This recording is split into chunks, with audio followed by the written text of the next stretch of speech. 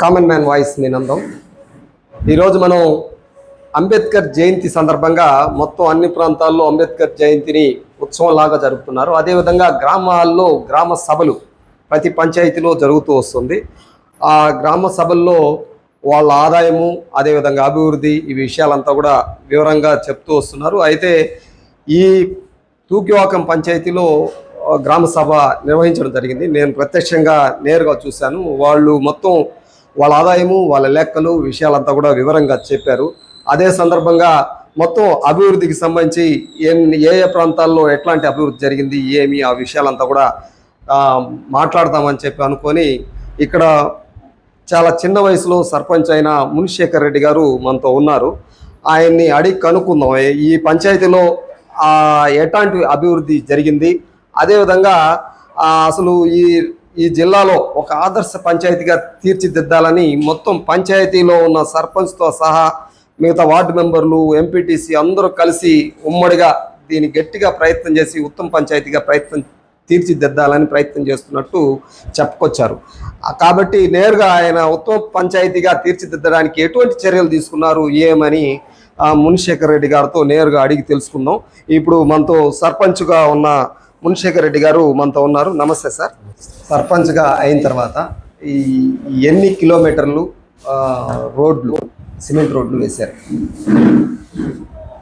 కిలోమీటర్లు అంటే మన టొయోటా షోరూమ్ దగ్గర నుండి పన్నీర్ కాలువ, ఓకే, మాక్సిమం ఒక 500 మీటర్లు. మన గడప గడప ప్రోగ్రామ్ అప్పుడు ఆయన మధుసూదన్ రెడ్డి రావడం, ఆ ఫండ్తో దాన్ని వేయడం జరిగింది. తర్వాత ఇక్కడ ఆర్పిఆర్ కళ్యాణ మండపం దగ్గర నుండి విఆర్ కండిగా అన్న ఎస్ఆర్ పట్టి దగ్గర వరకు కూడా అది కూడా ఒక 500 మీటర్లు సిసి రోడ్డు, మండల ఫండ్, జడ్పీ ఫండ్తో వాళ్ళ సహకారంతో అది కూడా అభివృద్ధి జరిగింది. ఓకే, అదేవిధంగా ఎస్ఆర్ పట్టెల్లో ఒక 100 మీటర్లు సిసి రోడ్ వేయడం జరిగింది. ఎర్రంరెడ్డిపాలెం టు వినాయకపురం కనెక్టివిటీ రోడ్డు అదొక 500 అడుగులు జరిగింది. 500 అడుగులు, 500 స్క్వేర్ మీటర్. ఇప్పుడు మొత్తంగా చూస్తే దాదాపు మీ లెక్కలో ఇంకా ఉన్నాయన్న. మన తూకివాకం నుండి మన తూకివాకం హర్జన్వాడ వరకు కూడా సిసి రోడ్డు ప్లస్ డ్రైన్. ఆ డ్రైన్ కూడా మన ఎంపీటీసీ నిధులు ఒక 10 లక్షల రూపాయలు మనకి సహకరించడంతో దాన్ని ఎప్పుడో గ్రామం పుట్టినప్పటి నుండి ఆ ఊరు చివర మురికి నీళ్ళతో ఇబ్బందిగా ఉండింది. అదంతా కూడా ఈరోజు చాలా బాగుందన్న, మీరు చూస్తే తెలుస్తుంది. ఓకే, అదే విధంగా వసుంధరా నగర్ ఆర్చ్ దగ్గర డ్రైన్స్ ఎన్ని మీటర్లు వేసుకుంటారు మొత్తం? డ్రైన్స్ ఇప్పుడు ఇక్కడ వచ్చి ఒక 10 lakhs వ్యయంతో చేసినాము. తూకువాకం హర్జన్వాడలో యూడిఎస్ చేసినాము, అది కూడా ఒక 500 మీటర్లు ఉంటుంది. మీరు సర్పంచ్ అయిన తర్వాత అభివృద్ధి కోసం ఎన్ని కోట్లు ఖర్చు పెట్టింటారు? అభివృద్ధి కొరకు ఎవ్రీ ఇయర్ మనకు వచ్చే ఆదాయాలు చెప్పినారన్న మీకు. దాన్ని ఒక అభివృద్ధి అంటే ఒక సిసి రోడ్ లో ఒక డ్రైన్ కాదు, పారిశుద్ధ్యం కూడా ప్రధానం ఉన్న దీంట్లో. అవన్నీ ఒక ఎత్తు అయితే ఇది ఒక ఎత్తు. ఎందుకంటే గ్రామ పంచాయతీలు ప్రజలు ఆరోగ్యంగా ఉన్నప్పుడే మిగిలినవన్నీ సాధ్యం అవుతుంది. ఆ విధంగానే మేము కార్యాచరణ చేసినాము. వాళ్ళకి గ్రామ ప్రజలకి ఏదైతే ముఖ్యంగా డైలీ కూడా ఎమర్జెన్సీ అవసరం ఏది ఉంటుంది, త్రాగునీరు, పారిశుద్ధ్యం ప్లస్ వీధి లైట్లు, ఇట్లా దానికి ప్రాధాన్యత ఇస్తూ ఎక్కడ కూడా ఒకే దానికి ప్రాధాన్యత ఇచ్చి ఏదో స్వలాభం కోసం ఇంకోటి మనం చేయాల. ప్రతి ఒక్క గ్రామంలో కూడా పారిశుద్ధ్యం అనేది ప్రధానంగా మేము ఎప్పుడు ఫోన్ వచ్చినా ఇమీడియట్లీ మేము స్పందిస్తాం. మాకు ఫోన్ రాకుండా వారం అయింది, 10 రోజులు అయింది అంటే నేను కూడా దేవుడు కాదు తెలియదు. గ్రామ పంచాయతీ ప్రజలకు కూడా నేను తెలియపరిచేది అంటే మీకు ఏదైనా సమస్య ఉంది, వాటర్ కానీ, లైటింగ్ కానీ, డ్రైన్ కానీ, ఏదైనా పారిశుద్ధ్యం పరంగా ఎటువంటి సమస్య గంటల్లో వెంటనే మేము. ఇప్పుడు ఆదర్శ పంచాయతీగా తీర్చిదిద్దాలని చెప్పేసి మీరు మీటింగ్ లో చెప్పారు. అది ఎట్లా, ఏమేమి చేశారు? ఆదర్శ ఈ పంచాయతీ ఆవరణంలో ఏ విధంగా ఇంతకు ముందు మీరు ఎప్పుడైనా వచ్చి ఉంటారు, ఈ 4 years బ్యాక్ పంచాయతీ ప్రజలు వస్తే వాళ్ళు కూర్చోవడానికి ఒక గౌరవమైన ఒక స్థానం ఏర్పరచడం, వాళ్ళు కొద్దిసేపు వెయిట్ చేసి కూడా మళ్ళీ ఇక్కడ ఏదైనా వర్క్ చేసుకొని పోవడం, గౌరవంగా వాళ్ళ గౌరవం కల్పించడం. అదేవిధంగా బయట వెళ్తానే ఏదైతే మీరు ఇప్పుడు చెట్లు చూసినారో అవన్నీ కూడా ఇంత మునుపు ఎప్పుడు లేవు. అది నా సొంత నిధులతో నేను స్వచ్ఛందంగా తీసుకొచ్చి. సొంత నిధులు అంటే మీ జోబిలో? అవునండి. నా సొంత నిధులతో నేను సర్పంచ్ కాకముందే నేను ఆదర్శంగా. అట్లా ఎంత ఖర్చు పెట్టుంటారు మీ సొంత డబ్బులు? ఇప్పుడు నాకు గౌరవ వేతనం 3,000 రూపాయలు. ఒకసారి 1,500 పండ్ల చెట్లు తెచ్చి గ్రామ పంచాయతీ ప్రజలందరినీ ఇక్కడ పిలిచి వాళ్ళందరికీ ఇవ్వడం జరిగింది. ఎందుకంటే గ్రామ పంచాయతీలు ప్రతి గ్రామం కూడా ఒక చెట్టు వాల్యూ తెలిసిన వాళ్ళు ఖచ్చితంగా దాన్ని వాళ్ళ ఇంటి దగ్గర పెట్టుకుంటారు. ఎందుకంటే మనకి ఈ ఆరోగ్యకరమైన వాతావరణం ఏర్పడాలంటే అది చేయాలా. నా సొంత నిధులతోనే అది చేసిన. నెక్స్ట్ గ్రామంలో సీసీ కెమెరాలు ఏర్పాటు చేయడం జరిగింది. ఓకే, మొత్తం గ్రామం అంటే గ్రామాల్లో చేయలేదు, ఇంకా పంచాయతీలో తూకివాకం పంచాయతీ గ్రామంలో మాత్రం చేశారు అంటే ఈ యాక్టేషన్ లో.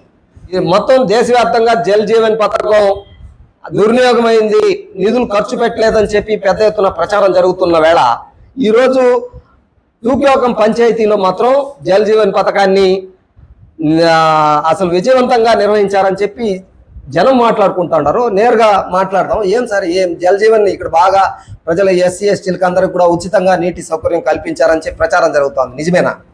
అవునండి. మామూలుగా అయితే పంచాయతీలో కొలాయి కనెక్షన్ తీసుకోవాలంటే 3,000 రూపీస్ మినిమం ఛార్జ్ ఉంటుంది. దాన్ని చాలా వరకు మాకు ఎస్సీ కాలనీలో ఒక 4 ఉన్నాయి, ఎస్టీ కాలనీ ఒకటి ఉంది, నక్కల కాలనీ. వాళ్ళు వీధి కులాల్లో తీసుకోవడం వాళ్ళంతా నేను సర్పంచ్గా ప్రచారంకి వెళ్ళినప్పుడు వీళ్ళంతా చూసినాను. మాకు ఏ విధమైన పాసిబిలిటీ ఉందని నేను ట్రైనింగ్కి వెళ్ళినప్పుడు అక్కడంతా కూడా తెలుసుకొని గ్రామ సౌదార గ్రామస్తుల ఆమోదంతో ప్లస్ మా పంచాయతీ ఎవరైతే ఉన్నారో వార్డు మెంబర్స్ అందరం డిస్కస్ చేసుకొని ఎస్సీ ఎస్టీలకి ముఖ్యంగా ఉచితంగా ఇంటికి ఎన్ని కనెక్షన్లు ఇచ్చుంటారు? అట్లా దగ్గర దాపు ఒక 500 కనెక్షన్లు ఉంటాయండి. 500 కనెక్షన్లు ఉంటాయి. ఎందుకంటే ఇప్పుడు మాకు 4 ఎస్సీ కాలనీలు ఉన్నాయి. ఏ ఒక్కరు కూడా ₹1 కూడా చెల్లించకుండా వాళ్ళు ఫ్రీగా కనెక్షన్ తీసుకోవచ్చు. దానికి ఎటువంటి అభ్యంతరం లేదు. వీధి కులాలు నిర్మూలిస్తూ, వీధి కులాల వల్ల కొద్దిగా పారిశుద్ధ్యం కానీ, బయట వాళ్ళు వాటర్ కానీ పొల్యూట్ అవ్వడము, ఇంకోటో గుడ్డలు ఉతకడం బయట వచ్చి, ఇదంతా ఆ వాతావరణం అంతా మనం చూసినాం కాబట్టి అదన్నీ మార్పు చేయాలంటే వాళ్ళకి సౌకర్యవంతంగా వాళ్ళ ఇంటి దగ్గరికే నీళ్ళు వెళ్తే ఇవన్నీ రోడ్లో వచ్చి వాళ్ళంతా చేయరు.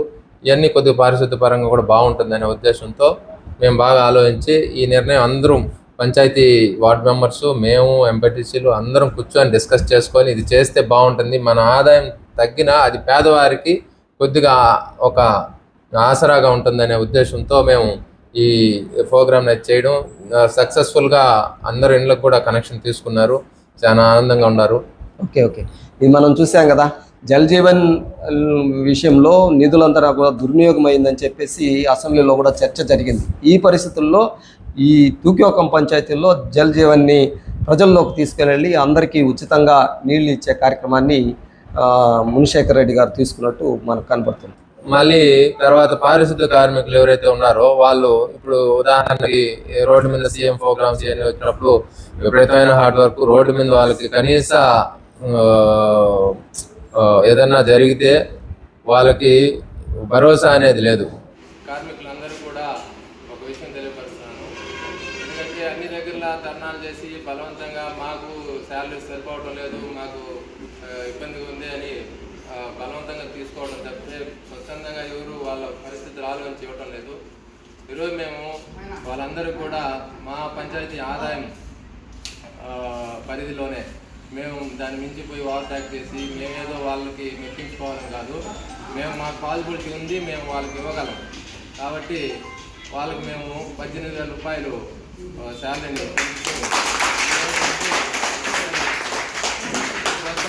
ఉన్నతాధికారుల దగ్గర కూడా మేము పర్మిషన్ తీసుకోవడం జరిగింది. వాళ్ళందరూ కూడా దానికి సానుకూలంగా ఇవ్వడం జరిగింది. ఈరోజు ఈ శుభ సందర్భంగా వాళ్ళకి ఈ కానుకను మేము తెలియపరుస్తున్నాం.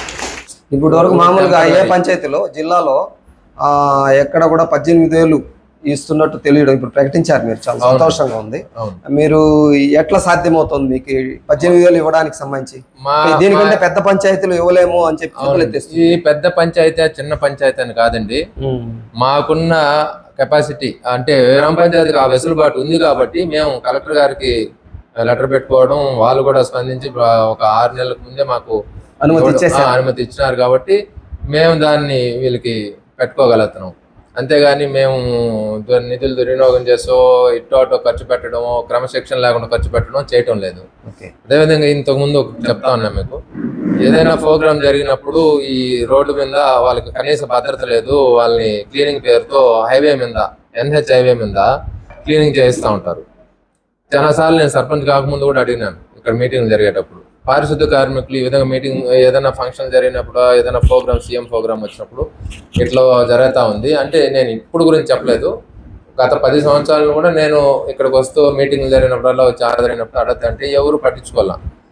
నేను నా సొంత నిధులతో వాళ్ళకి 10 లక్షల రూపాయలు ఇన్సూరెన్స్, లైఫ్ ఇన్సూరెన్స్ చేసి చాలా మంచి విషయం. వాళ్ళందరికి కూడా ఒక భరోసా, ఏదన్నా ఒక ప్రమాద బీమా ఉండాలా వీళ్ళకని నేను సర్పంచ్ కాకముందు చాలాసార్లు చెప్పినాను. ఇక్కడ వచ్చి ఎవరు పట్టించుకోవాలా. సరే, తర్వాత నేను వాళ్ళకి 10 లక్షల ప్రమాద బీమాని నా సొంత డబ్బులతో అందరికి ప్రతి ఒక్కరికి, ఇక్కడ పంచాయతీలో ఎవరైతే సిబ్బంది ఉంటారో ఇంచుమించు ఒక 30 మంది ఉంటారు, 30 మందికి కూడా 10 లక్షల రూపాయలు వచ్చే విధంగా నేను ఏదైనా ప్రమాదం జరగకూడదని కోరుకుంటాం. సపోజ్ జరిగితే వాళ్ళకి వేరే ఇది లేదు. అందుకనే మేము వాళ్ళని పర్మనెంట్గా కూడా పంచాయతీ తీసుకోవాలని ఆశిస్తున్నాను. ఎందుకంటే రాజకీయాలు మారినప్పుడు ఇంకోటో ఏదో వాళ్ళపైన దురుసుగా ఇప్పుడు మీరు మామూలుగా ఇంత చిన్న వయసులో సర్పంచ్ అయ్యి పేదలు, ప్రజలు, కార్మికులు వాళ్ళ పక్షం ఆలోచిస్తూ ఉంటారు. మీరేమన్నా కమ్యూనిస్టా? కమ్యూనిస్ట్ అంటే మా తాతలు ఉన్నారు, ప్యూర్గా కమ్యూనిస్టే. కొద్దిగా ఆ భావాలు ఉంటాయి. ఏం పేరు తాత పేరు? నారాయణ రెడ్డి, ఇక్కడ అప్లాయగుంట దగ్గర తాత, మా అమ్మల నాయన. ఓకే. ఇది విషయం చూసాం కదా మనము. మునిశేఖర్ రెడ్డి గారు చిన్న వయసులో సర్పంచ్ అయ్యి మొత్తం ప్రజలందరికీ సమానంగా అవకాశాలు కల్పించాలి, అదేవిధంగా కార్మికులుగా ఉండే వాళ్ళకు కూడా వాళ్ళు ఇన్సూరెన్స్, అసలు రోడ్డు మీద రక్షణ లేకుండా ఉన్నారు, వాళ్ళకి భరోసా కల్పించాలని చెప్పి సొంత నిధులతో వాళ్ళకి ఇన్సూరెన్స్ చేయించడం. అదేవిధంగా ఈరోజు సుప్రీంకోర్టు గైడెన్స్ ప్రకారం 26,000 రూపాయలు జీతం ఇవ్వాలని చెప్పి గైడెన్స్ ఉంది. అయితే ఎక్కడ కూడా రాష్ట్రంలో ఎక్కడ ఇవ్వడం లేదు. ఈ పరిస్థితుల్లో 18,000 కూడా ఇవ్వడం కూడా చాలా కష్టంగా ఉంది రాష్ట్ర వ్యాప్తంగా ఎక్కడ కానీ. ఇటువంటి పరిస్థితుల్లో తిరుపతి జిల్లా తూకివాకం పంచాయతీలో 18,000 రూపాయలు మొదటిసారి ఈ యొక్క పంచాయతీ తీర్మానం చేసి కలెక్టర్ పర్మిషన్తో అమలు చేయడానికి సిద్ధమైనారు. ఇప్పుడు రేణిగుంటలో కూడా పోరాటం, అదేవిధంగా కరకంబాడి, ఇదంతా కూడా చాలా పెద్ద పంచాయతీలు, మేజర్ పంచాయతీలు ఈ జిల్లాలో. ఈ మేజర్ పంచాయతీల్లో కూడా 18,000 రూపాయలు ఎక్కడ ఇవ్వాలని చెప్పి తీర్మానం చేయలేదు, కోరుతూనే ఉన్నారు, అయినా కానీ చేయలేదు. ఈ పరిస్థితుల్లో తూక్యాకం పంచాయతీల్లో ఈ 18,000 ఇవ్వాలని చెప్పి తీర్మానం చేయడం చాలా హర్షాతిరేకాలు జిల్లా వ్యాప్తంగా కనబడుతుంది ఆ కార్మికుల్లో. అదేవిధంగా అభివృద్ధి విషయానికి వచ్చినప్పుడు చూస్తే కూడా చాలా బాగా ఈ ప్రాంతాన్ని అభివృద్ధి చేసినట్టు, ఆదర్శ పంచాయతీగా తీర్చిదిద్దడానికి శక్తి వంచన లేకుండా ప్రయత్నం చేస్తున్నట్టు మనకు కనబడుతుంది. ఇక్కడ ఎంపీటీసీ, వార్డు మెంబర్లు ఈ విధమైన ప్రయత్నం చేయడం అనేది మన కామన్ మ్యాన్ వాయిస్ హర్షిస్తుంది. ధన్యవాదాలు సార్.